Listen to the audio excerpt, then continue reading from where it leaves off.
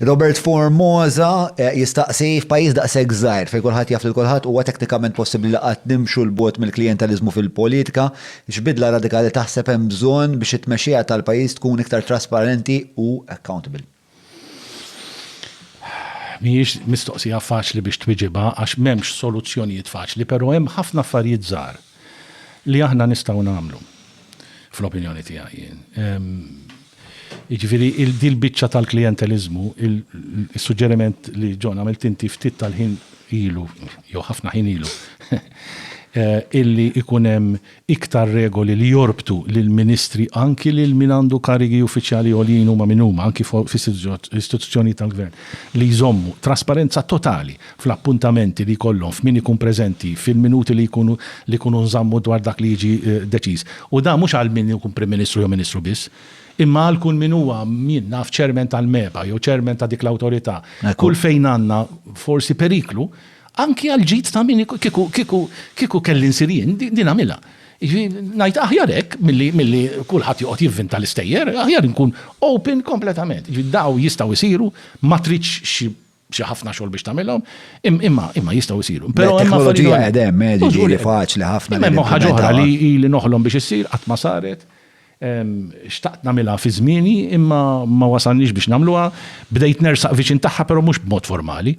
Barra minn Malta fil-House of Commons ikun hemm il-Prime Minister's Question Time.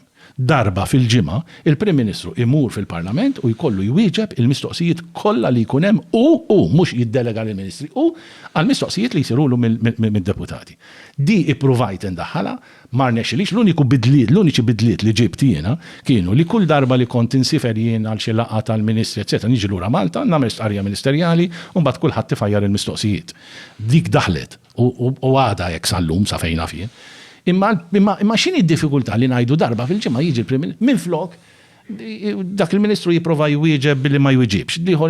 Issa daw ġraw ma nafx kif kienet iż-żmien għax ma jkunx daqshekk ġraw ta' gvernijiet differenti ta' daw li imma aħna dejna minn kampanja elettorali fej il-Prim Ministru ma jwieġbekx ma jwieġiblekx jiġifieri qas l-SMS dan huwa ħażin, hemm limitazzjonijiet jiena nifhem ukoll x'imkien. Imma ma tistax kampanja elettorali insomma pet hate. Però jekk irridu nindirizzaw dal-affarijiet, dak għandna nagħmlu, bagħad hemm oħra ħanajda wkoll, inti ma tistax fl-ogħla kariga tpoġġi l-assistent personali tiegħek xi ħadd li huwa negozjant għax li oħra.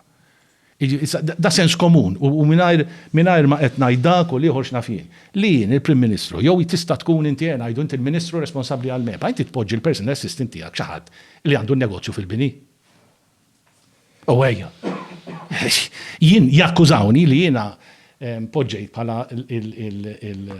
il-personal assistant tiegħi xi ħadd li għandi ammirazzjoni kbira lejh, li huwa social worker. U li da qiegħda fil-funzjoni tiegħu bħala assistent personali bil-metodi jew bil-valuri li hu jemmen, eċetera. Niġi kritikat xorta waħda, tajjeb. Imma allura spiċċajna aħna f'pajjiżna il-Prim Ministru. Għalfejn kien ġie kritikat? Għaxu social worker. U allura x'in il-kritika? L-ewwel sqarrija li saret mal-inbidel il-Gvern fl-2013 mill-Prim Ministru kienet aħna pro-business, jiena poġġejt assistent personali tiegħi xi ħadd viċin il-business. Ta' qabli kellu social worker. Baħar ta' differenza ta' kif nara l-affarijiet jien u kif jara l-affarijiet ħadd tiegħu. Nerġa' ngħid id-deċiżjoni tiegħu, però kull deċiżjoni għandha l-konsegwenzi tagħha.